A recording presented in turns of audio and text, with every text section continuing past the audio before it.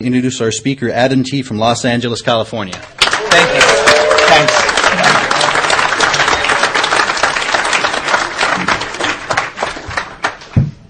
My name's Adam. I'm an addict. I'd like to first thank the committee for asking me to come out and speak tonight.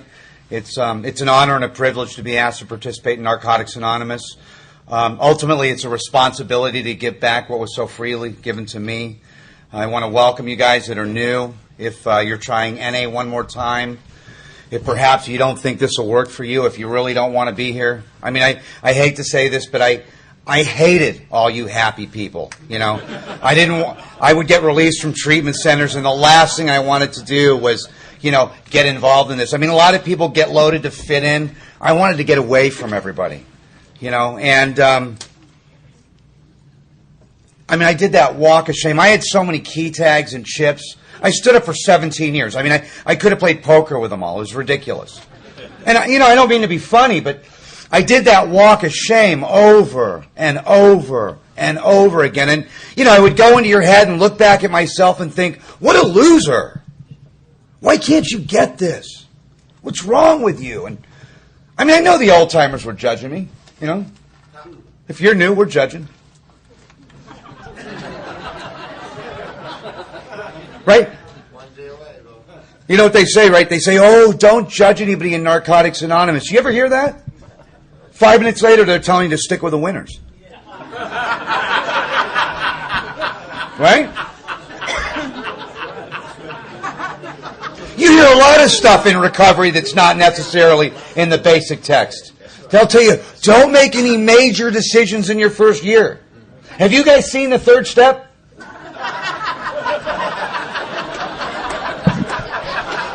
That shit comes out of treatment centers. Come on, Adam. Come on, Adam. What's the other one? Oh, don't get in a relationship in your first year. No one knows if that works. No one's ever done it.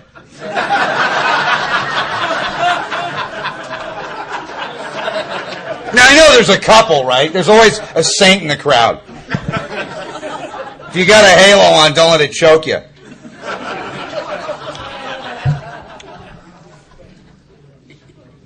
But the one I love is God doesn't give us more than we can handle. And if that was true, I wouldn't need God's help. And the longer I've been separated from narcotics, the longer I've been in recovery, the more I've absolutely needed God's help. And Narcotics Anonymous has done for me what I could never do for myself. It's done for us collectively as a group conscious what none of us could do. And I never wanted to admit that I needed you. And I think the most common thing that we say in recovery, the most important thing that we say in recovery is, yeah, me too.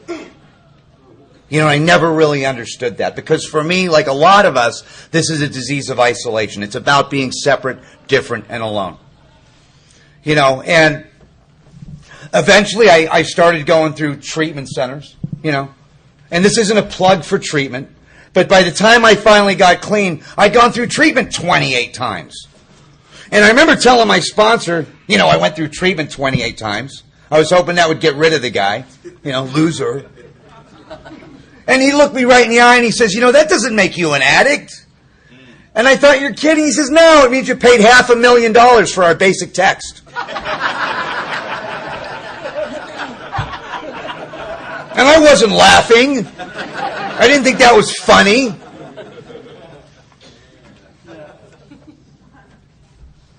And my experience shows me that any scheme that attempts to shield the addict from temptation is doomed to failure. See, treatment was a great place to fatten me up for another run.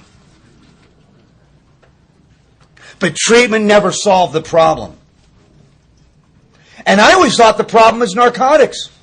And a guy said to me, that little bag of dope, that little bindle, that little crack pipe, if that's your problem, he said, you're probably not an addict. And then he said to me, if you're a real addict, the type that's described in the literature, your problem isn't narcotics. And you know what? It took me another decade to understand what he was trying to tell me. Because from the time I was in junior high school, it was obvious that I couldn't live with narcotics. Pissing in my pants, drooling on my desk. I mean, 7th grade. Everyone could see I couldn't live with narcotics. They used to call me Space Cadet. Everyone thought I was like, Asian because I couldn't keep my eyes open. I couldn't live with narcotics.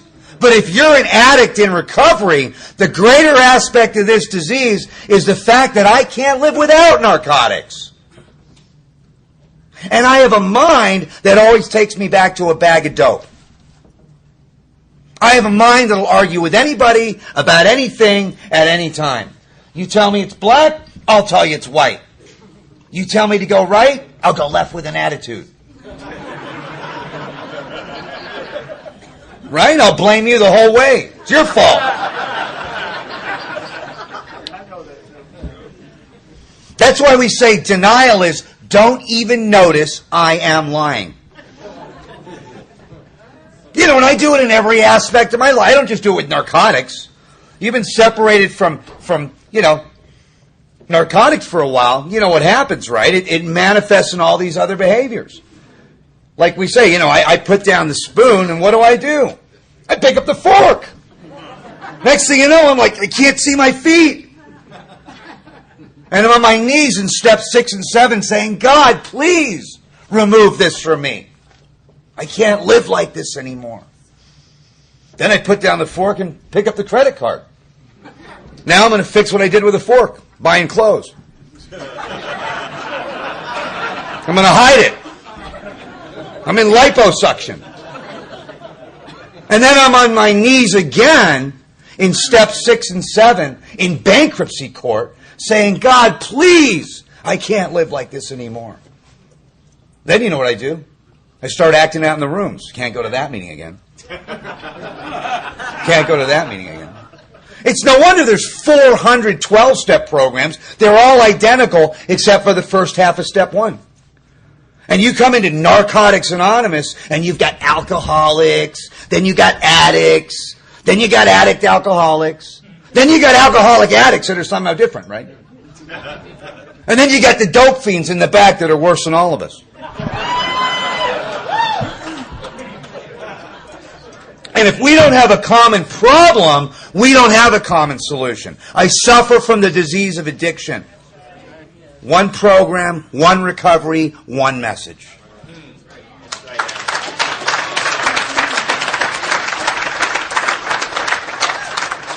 And it's my experience now that when I straighten out spiritually, in the steps I straighten out mentally and physically in all the other areas. And I never understood that. And what I would do is I would play musical poisons in the first half of step 1. Like we say, it's like changing seats on the Titanic.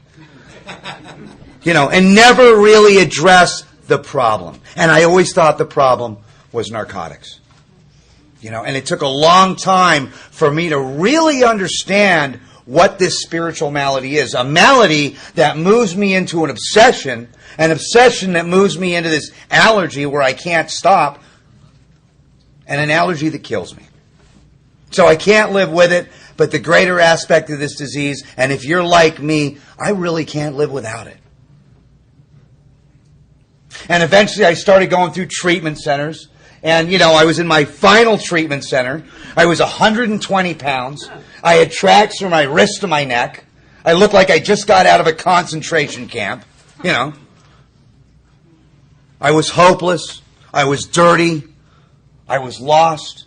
I'd let everybody down one more time. Remember that great feeling in detox?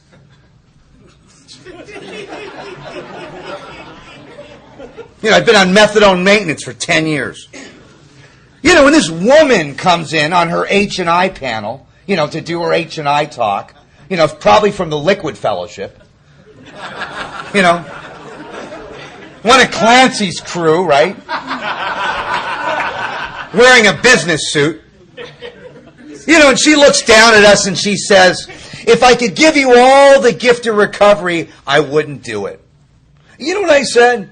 I looked at my friend and I said, what a bitch.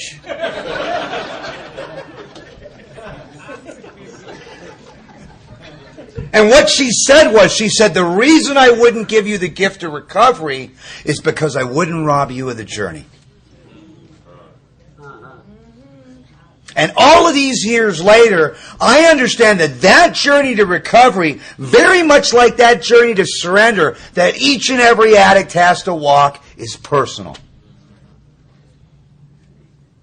And thank God we don't shoot our wounded in Narcotics Anonymous. This would be an empty room. By the way, if you're new, I want to welcome you. We're the only people that want a reward because we ran out of a burning building. We're really happy you're here.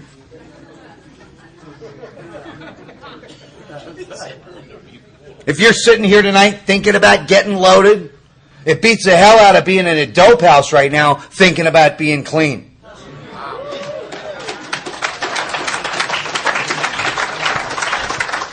And there's a lot of people that were sitting next to us that are out there right now thinking about this. You know, down on Fremont in the hotels. I know what it's like. You know, it's difficult sometimes to stay here, but it's almost harder to get back here. You know, and for me, like a lot of us, the door revolved for a long time. You know, and then eventually it slammed shut.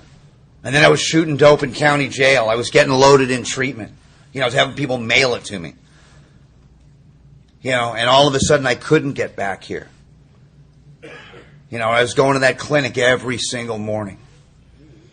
Dying of this thing. And the disease killed me every day, but it wouldn't bury me. And if you're new, my sponsor said when I got clean, he said, I want you to buy a black suit. And I said, why? And he said, well, you're going to go to a lot of funerals. And then he said, if you get loaded again, at least we'll have something nice to bury you in. He wasn't nice to me. See, but the reality is, if you baby the addict, you'll bury him. Tell me the truth. That this is a fatal, progressive, chronic disease. That this disease for me is like being on a train. And the train only goes to one place.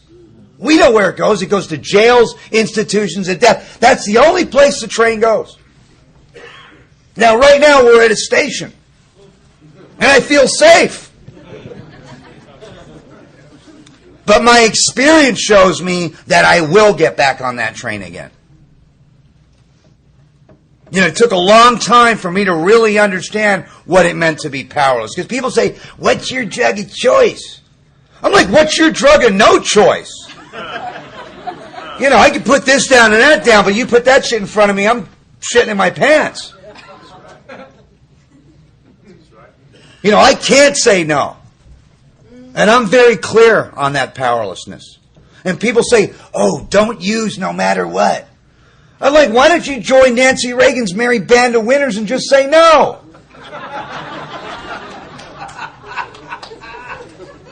When everything in my consciousness, in my life, demands that I stand and deliver, I show up loaded.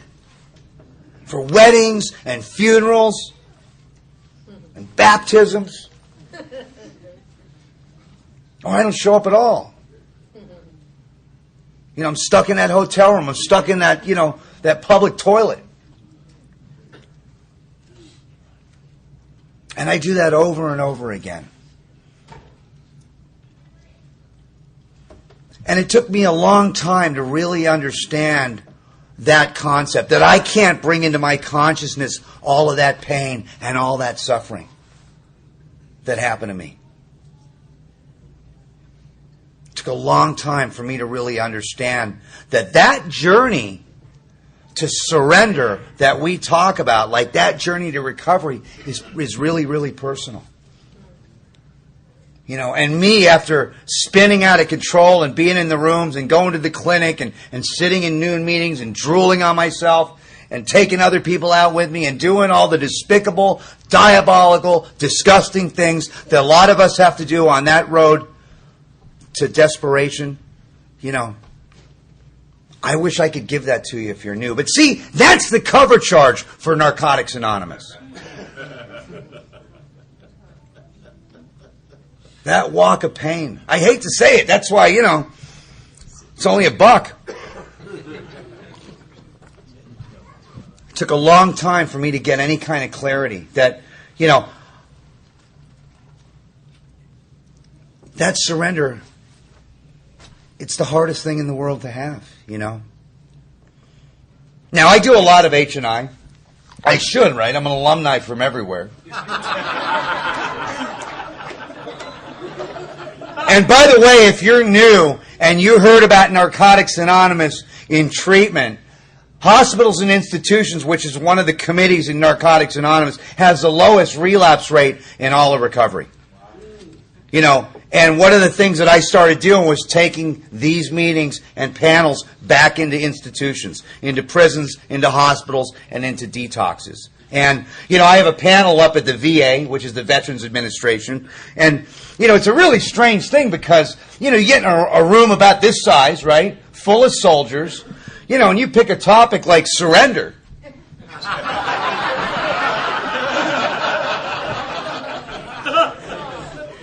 You get dirty looks. And the room gets really quiet. Especially Marines. But one of the greatest illustrations of surrender that I'd ever heard came out of one of those experiences.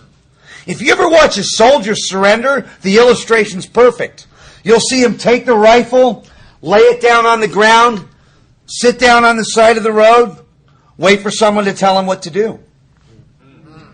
When you got 40 AK-47s pointed at your head, you don't throw down the gun with an attitude.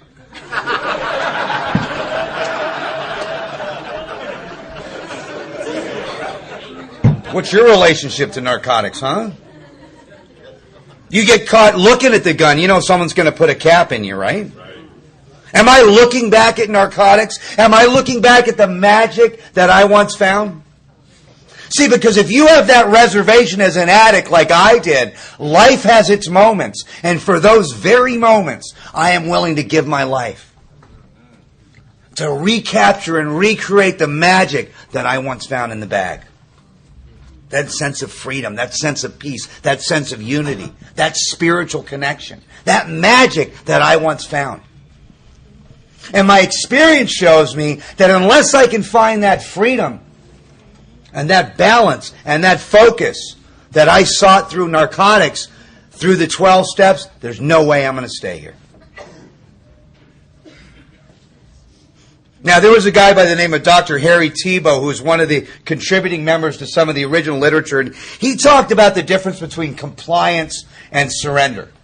And I think you can look him up on the internet.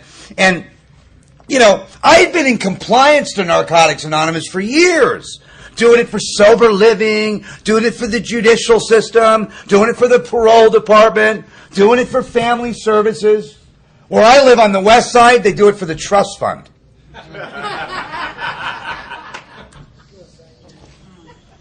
But see, that concept of surrender, very much like that soldier that lays down that rifle, is unconditional. And I had to look at my relationship to narcotics. That I couldn't stop once I started. That I couldn't stay stopped on my own. That I couldn't stop without a spiritual experience. And I had this mind that always takes me back. And for me, there was a huge difference between the act of surrender that got me into the program and into Narcotics Anonymous over and over and over again, and the state of surrender that's keeping the old-timers here. It's a completely different concept. It's kind of like watching a swan glide across a pond of still water. It looks so graceful. It's so effortless. It's so smooth. It's beautiful. But you know what's going on under the water, right? He's paddling like hell. And people ask me, what changed after going through treatment 28 times? What changed after being in the rooms for 17 years loaded? And what changed is action. That I became willing to take actions in Narcotics Anonymous that I did not believe in. I became willing to set aside everything I thought about NA, about the 12 steps, about you, about me, and about God so I could have a new experience with this thing. And I started to look at it from a different perspective. I swear to God, if this was a room full of dope dealers, you'd have every number in here. That's why when Narcotics Anonymous started, they didn't want us meeting. Because most of us, a lot of us were felons. But we're here for the purpose of recovery.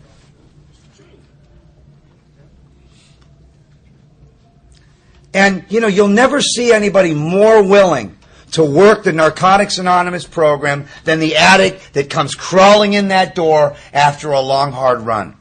He'll do anything. 90 meetings in 90 days, right? He wants to get a commitment. He's got, 2, 3 sponsors?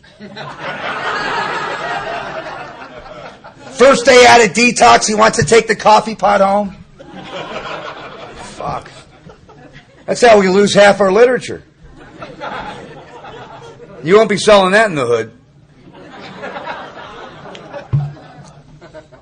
And 30, 60, 90 days later, that same addict's looking at me going, man, you mean we got to go to meetings every day? And just like the prize fighter that throws in the towel and says, I'm done, what do? I take that towel back one little piece at a time. I take my will back.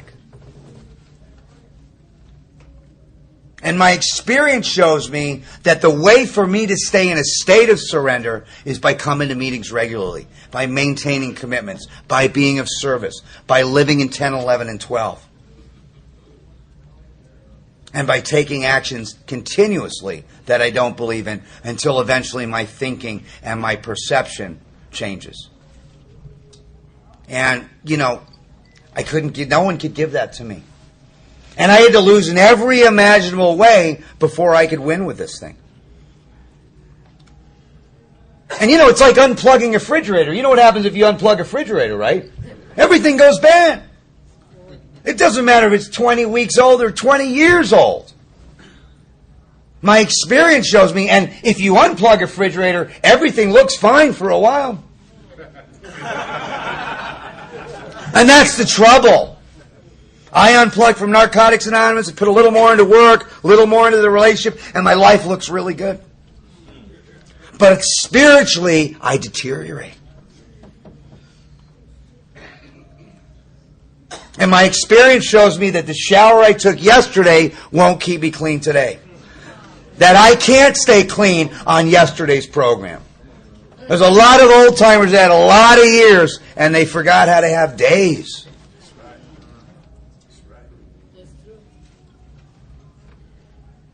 My sponsor, it's really strange because he told me, if you're not willing to take people through the steps, you're going to die.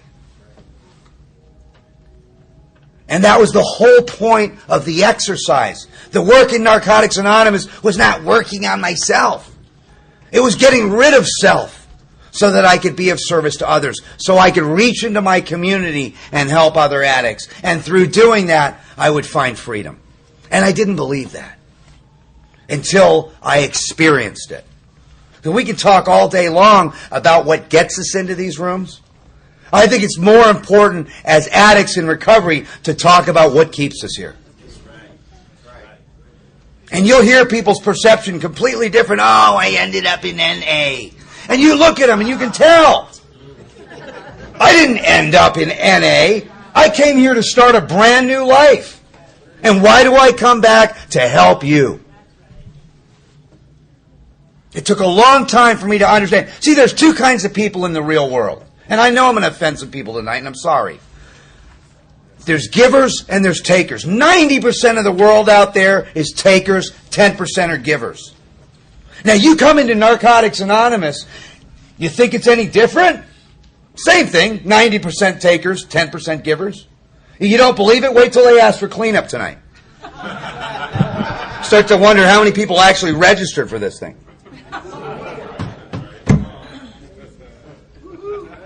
And we talk about the ties that bind us together. My friend said it was like a sporting event. You got fans and you got players.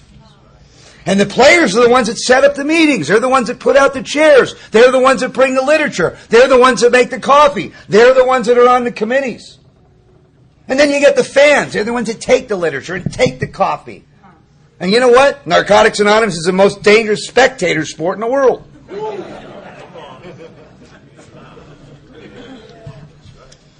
Fear won't keep me clean. If you're an addict, when you're new and you're a little scared, that's cool. But my experience shows me that getting a third strike, living on the street, being homeless, losing my career, throwing away my education, losing my health, losing my family, losing my kids, that's not enough to keep me clean. Did scared straight work for you? Now, we have what they call the recreational user. There is such a thing. They stop Sunday afternoon. But see, there's a big difference between... They're the ones that break the pipes and stuff.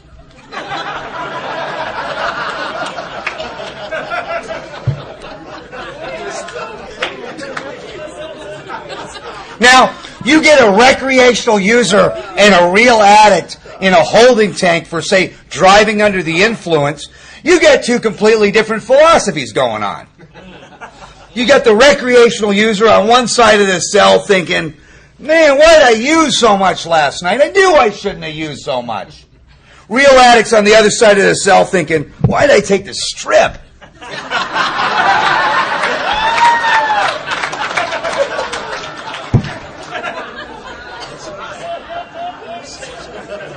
Now, the court card people never laugh at that shit. They don't think that's funny at all.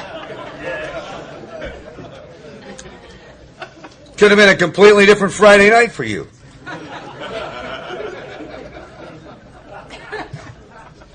Recreational user's wife says, if you don't get clean, I'm leaving you. Recreational user cleans up his act. Doesn't use in the house, right? Gets a little Visine. Now, if my woman says to me, honey, if you don't get clean, I'm leaving you, you know what I'm thinking, right? I'm thinking about single life.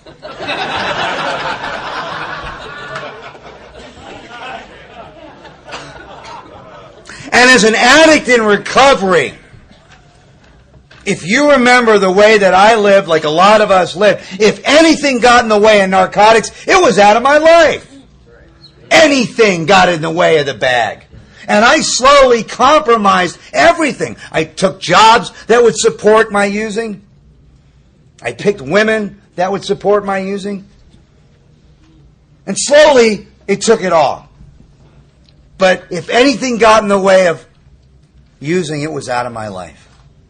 And if you're an addict in recovery, if anything gets in the way of Narcotics Anonymous, it's out of my life. Now, that may not be your experience, but that's my experience. And I remember if a woman gets in the way of my recovery, I remember the first time I said that from the podium, there she was in the back of the room. She's like, baby, you don't look like an addict. Why you got to go to all those meetings? You're not speaking again, are you? Your program's getting in the way of our recovery, our relationship. 30, 60 days later, I'm having Thanksgiving dinner with her and her lovely family. Head of the table, I'm all dressed up. Out comes the exotic wine. She's like, sweetie, you could have a glass of wine. It's just a glass of wine. 4 more rehabs.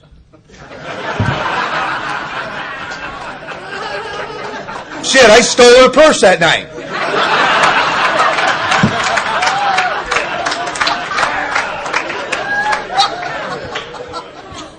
And she came to detox with a get well card. You know I did it to her again, right? Like what, 4 or 5 more times? Might have a couple girls like that in here tonight.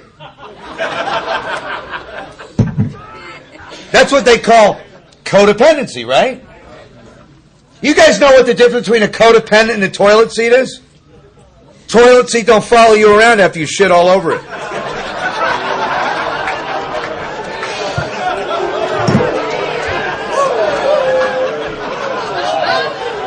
What, was that a revelation or something? Shit. I might get killed after the meeting. There's a program for you guys. For her, a slip was 10 minutes of compassion. I have sponsees that pay more in taxes than I make all year. They have these huge careers and these little tiny programs. You know what? I've never seen one of them stand the test of time here. What do I do for a living? I stay clean. What do I do for money? It's over there. And if I get them mixed up, I'm in handcuffs. If I get them mixed up, I'm in an emergency room. Or I get both. I'm handcuffed to a gurney. With a cop trying to get the rock out of my mouth, right? Oh, that might be a yet for you. Shit can happen.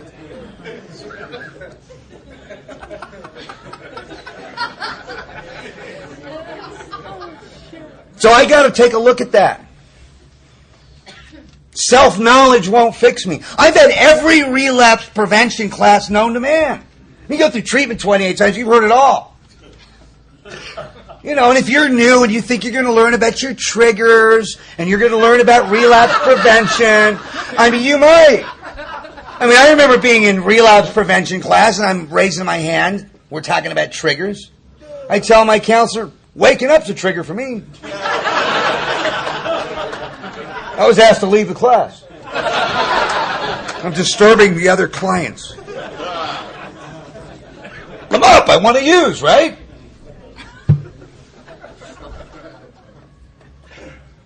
So, there I am behind a dumpster on Skid Row, drooling on myself with an outfit hanging out of my arm, reciting how it works out of the basic text. And the bum next to me is like, will you shut up, man? You're ruining my high. And I'm crying because I can't get back here because I've got a head full of Narcotics Anonymous, I got a bag full of dope, and I'm separate, different, and alone one more time. Oh, you think that sounds painful? You know what's worse? Being in this room tonight, really being an addict and not working the 12 steps, that's worse. Coming to meetings late, leaving early, not having commitments, not being of service, not having a sponsor. That's worse. That's why I always want to, welcome or inspire the guy in his last 30 days. We don't talk to the guy in his last 30 days. We say, welcome if you're in your first 30 days. We ought to say, if you're in your last 30 days. Because, you can always spot the guy in his last 30 days. Just ask him how he's doing. I'm fine! I'm like, why don't you tell your face that, bro? Jesus. But the tragedy of that is later we hear, so-and-so, he blew his brains out. He died. And it ain't so funny, when it's someone you love. One of our dearest friends, they used to take me to meetings and hang out with me, killed himself. And it's like, he came and heard me speak 10 times. It didn't help him. Because knowledge won't fix me. I told my sponsor, I had a degree when I got clean. And you know what he said to me? He said, you know what? Thermometers have degrees. You know what he stick those?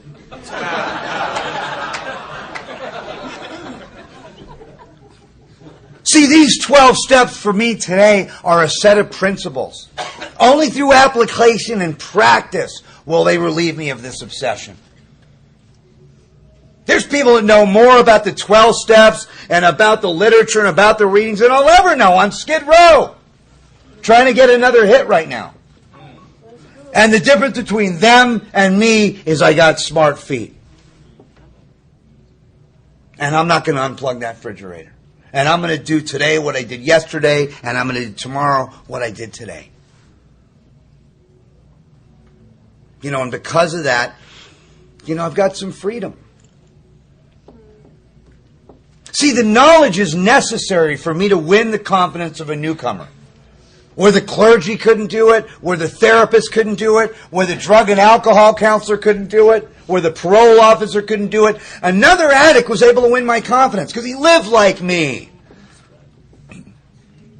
Not just in the spoon and the Brillo and the horn, but he lived like me in untreated addiction. And he could share that separation, that resentment, that selfishness, the dishonesty that addicts live with. He was able to share with me his experience, his strength, and his hope. And see, it's 1,000 words. It means more than 1,000 words. I see guys in my neighborhood and, they're all strung out and they see me coming along and the first thing they say to me is, "Man, when'd you get out?" Because the only time we ever look like this is a week after we get out. And I'm like, I've been out for years. And then we talk about how that happens. And then you hear it, well, my life really ain't that bad.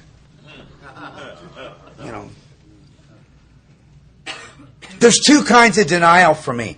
One is denial about the problem, but the greater aspect of denial is about the solution. And we hear it. Most of us don't have to think twice about whether or not we're addicts. We're all nodding at that. But will the steps work for me like they work for you? A lot of people walk around and say Narcotics Anonymous doesn't work. And I go, how many people were you sponsoring when you relapsed? Never heard it. Let's say we're doing 1 in 13.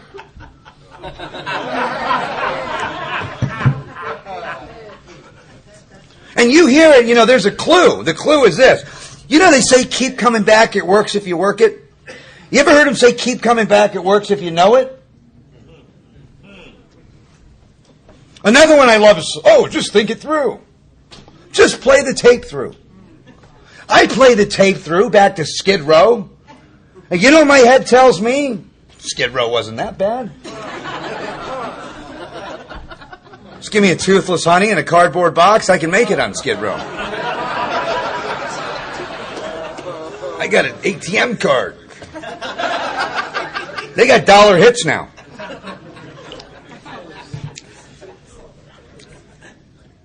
Normies don't laugh at that. And part of the theme in this convention is about insanity.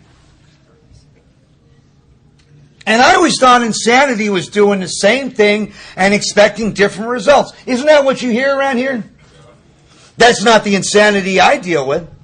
As an addict, my insanity is doing the same thing, knowing exactly what's going to happen, and doing it anyway. Now, at least the other kind of insanity, doing the same thing and expecting different results, at least there was some hope there.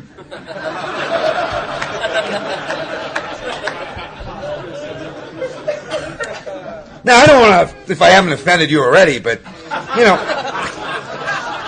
for me to pick up a bag of dope's kind of like, say, having sex with a gorilla.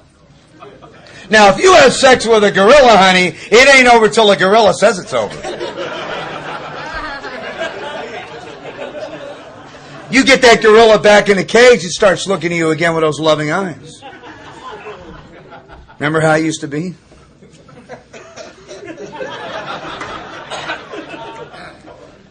I promise I won't hurt you this time.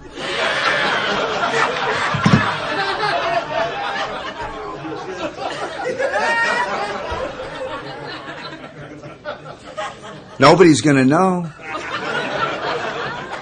Just a tip, baby. Come on.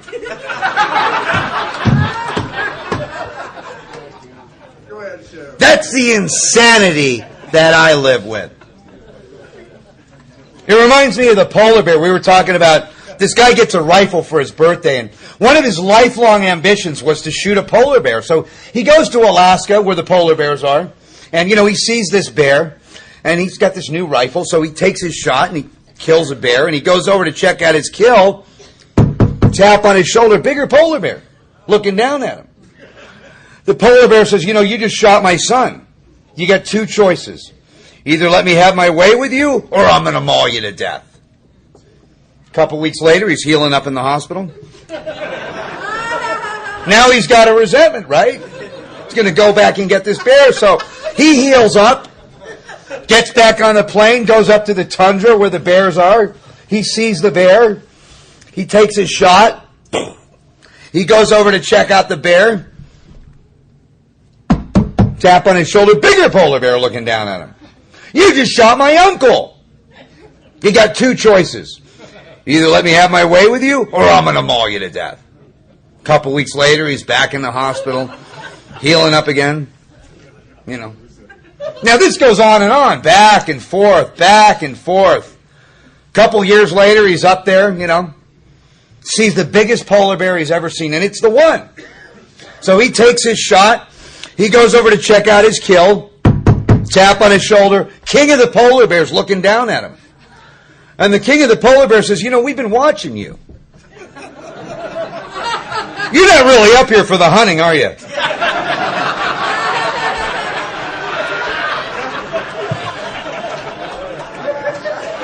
Now that's a little message about the insanity of addiction. Because I can remember being 120 pounds, you know, dying of this disease, covered in tracks, and I'm looking, you know, 5 or 6 of my friends got me in the mirror, and I'm saying, I look great. And I'm killing myself. See, I'm driven by resentment. I'm driven by delusion. I'm driven by that selfishness. I'm driven by that fear. And it drives me back to an obsession. An obsession that drives me into this allergy, and the allergy kills me. And I'm doomed to live that life over and over again. Now, you see a lot of people that come into Narcotics Anonymous. There's a lot of guys that I used with. You know, we did robberies together. We did all these despicable, diabolical things. And the weird thing is, as soon as they get clean, everything works for them. They put the bag of dope down, you know, and they fit in again. The career welcomes them back. They come to meetings once a year, never work a step, and their life gets consistently better. They've been serene since their ass hit the seat in Narcotics Anonymous. That's not my experience. My experience, every time I put the bag down, the first thing they say to me is, boy, you need to be on medication. Why are you so angry? Why are you so emotional? What's wrong with you? Why can't you sit still back there? And I'm crying at dog food commercials. See, when I'm not using, I have a whole other set of problems. When I'm not using, I'm a prey to misery and depression. When I'm not using, I can't control my emotional nature. When I'm not using, I can't manage my personal relationships. When I'm not using, I'm full of fear. When I'm not using, I'm of no use to other people. In untreated addiction, I'm basically unhappy. And the way that plays out for me is I don't fit in, I'm not part of, you don't understand me, everybody's in my way, life's not treating me right, they're not paying me enough, I'm underappreciated, no one understands me, my woman's cheating on me, I gotta get loaded. And something magic happens. I pick up a bag of dope, and I intuitively know how to handle situations that used to baffle me. Shit. Right? Give me a couple of drinks, fear of people and economic insecurity leave me, I'm buying the whole bar drinks. Hell, I'll write you a check. Give me a couple of Vicodin, I can comprehend the word serenity, and I know peace. Give me a little cocaine, I want to start a business with you. See, narcotics produces the illusion that my life is manageable. It sets up an illusion that my life is manageable. And unless I can find that freedom, that balance, that peace, that focus, that sense of unity that I found in narcotics through the 12 steps, there's no way I'm going to stay here. See, for me as an addict, narcotics was an artificial means to a spiritual experience.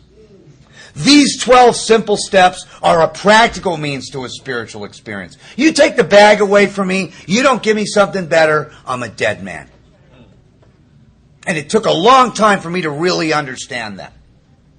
That I would slowly spin out of control. Because it was narcotics that gave me the courage to ask that beautiful girl to dance, to walk across that dance floor. It was narcotics that gave me the guts to go after that big job, to go after that audition. Narcotics gave me the wings to fly. And unless I can find that freedom through this process, there's no way I'm going to stay here. And when I'm not using, I'm chasing you 4 exits past my exit on the freeway. I'm jumping up and down on your hood in traffic. I'm counting your items in the checkout line.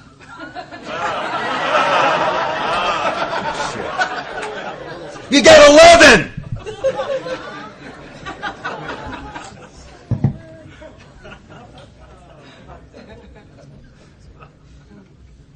There was a guy that said the real problem here isn't narcotics. He said the real problem is a conscious separation from God. And then he pointed to the 11th step where you see the solution, conscious contact with God. And the bridge for me to 2 to 11 was steps 4 through 9. And it took a long time for me to understand what a conscious separation from God was. I'll tell you one thing, I didn't want to pray. You know why? I didn't want God to find out where I was. And I found out through the agnostic aspect of this disease is that, see, I believed there was a God, but I lived like there wasn't one. And eventually I was able to see that I believed in a Santa Claus God. That if I was good, I was going to get a reward. Or if you get in a closet and pray for a hot dog, you know what? You'll die. God can move mountains, but you better bring a shovel. I tell my sponsees, don't pray for women. God's not a pimp.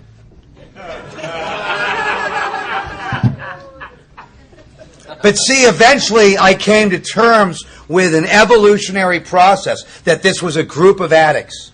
It became good orderly direction, and at the other end of the steps, it came the powerful hand of a loving God for me, like a lot of us. And I can't give you that if you're new. It was a process of uncovering and discovering the things that were blocking me. There's a poem in Notre Dame and it says, I sought my God I could not see. I sought my soul I could not free. I sought my brother, and I found all three. That's why we talk about the therapeutic value of one addict working with another is without parallel. They asked Michelangelo, how did you make the statue of David? And Michelangelo said, I never made the statue of David. I just chipped away everything that wasn't David, and there he was. And that's the process of 4 through 9. You tell a little kid, go in your room and straighten out your room. He doesn't want to do that. You tell that same little kid, I want you to go in your room and throw out all your old stuff, and we'll buy you new stuff. How long would that take? If you're stuck in inventory and you haven't done this process, why rob yourself? Those old ideas for me had to be broken. You know, coming to believe and taking actions and being rid of those things in me that were blocking me. Because I lived with resentment all my life. Resentment in Latin means to refeel. I take an event from my past, I refeel it, I relive it, and I reenact it in every aspect of my life. My life is like Groundhog Day. The problem with resentment is what we do with it as addicts. As an addict, I take poison and I hope you die. See, a normal person is intellect over emotion. As an addict, I'm emotion over intellect. And unless I can have an entire psychic change in that area, I cannot be free. My sponsor said, what do you want from Narcotics Anonymous? And I said, I grew up in Malibu. I want a yacht and a Learjet. And you know what he said to me? He said, if you work steps 4 through 9 and you consistently live in 10, 11, and 12, what you'll get is a quiet mind and a loving heart. And I looked at him and I said, what do I want that for? But if you've been separated from narcotics for a while, you guys know what the opposite of a quiet mind is. It's a mind that won't shut up. It's a mind that's up at 3 in the morning telling you you're a loser. You're fat. You know that job you got? They're going to do the background check on you. The opposite of a loving heart is a vindictive heart. It's a prejudiced heart. It's a resentful heart. And all of my life I was crucified between two thieves, yesterday and tomorrow. In yesterday I have guilt, shame, and remorse. And tomorrow I have fear, anxiety, and worry. And our spirits are very much like a body of water. When they're perfectly still, they best reflect the heavens. Now, I know how to get there with a bag of dope. But unless I can find that sense of freedom and ease that I found in narcotics through this process, I won't stay here. In closing, if someone did to me what I did to myself, I would have killed them. If someone did to me what I did to others, I would have killed them. And when I came in these rooms, you think I wanted to pray? I thought God had been watching. Those 3 simple relationships with God, with self, and with others had been destroyed. I was bankrupt in those areas. If you really look at the 12 steps by design, steps 1 through 3 recreate and develop a relationship with God. Steps 4 through 7 recreate and develop a relationship with self. Steps 8 and 9 recreate and develop a relationship with others. 10 maintains my relationship with self, 11 maintains my relationship with God, and 12 maintains my relationship with others. So coming out of the steps, for the first time, I'm able to live in harmony in those basic, simple relationships. There was a great spiritual teacher. He was asked, what's the most important thing of all your teachings? He said, love God with all thy heart, love thy neighbor as thyself. And if God scares you out of these rooms and you're a real addict, don't worry about it. Dope man will scare you back in. You know, I've been told I got to hurry up, so let me close with this. It's probably one of the oldest stories in Narcotics Anonymous. It's about a 5-year-old kid, and this little kid, he wants to play with his dad, and he's trying to figure out a way to, get his dad's attention. The dad's like an accountant, so he's trying to figure out a way to get rid of this little boy. So he gets a map of the world. National Geographic, they have those great maps of the world. And he rips this map of the world up into like 50 pieces, and he gives it to the little boy, and he says, here's some tape, son. What I want you to do is I want you to put this little map of the world back together, and then we'll play. And he's thinking, it's going to take the kid an hour. I finally got rid of him. Little boy comes back in 2 minutes. He's got the whole map of the world all taped back together, and the dad says, son, that's impossible. It's impossible. How did you do that? And the little boy says, Dad, on the back of the map of the world was a picture of a man. I just put the man back together, and the whole world fell into place. And that is the spiritual technology of Narcotics Anonymous for me. That it rebuilds the man. 1 through 3 with God, 4 through 7 with self through inventory, 8 and 9 with others through service and through amends, and then maintains those simple relationships. And like a lot of us, for me, the whole world fell into place. So if I live to be 100 years old, I could never pay Narcotics Anonymous back for the freedom and the relationships and the friendships and the love and the awesome higher power, and all the gifts that we've got here. And, people say, I'm a grateful addict. I used to want to throw up when I heard that. But, looking back at it, the disease of addiction is the only disease, when treated, that leaves the sufferer in a better position than if they didn't have the disease. Wow. And the only way to really know that is to have the psychic change and live these 12 steps. Thanks for having me.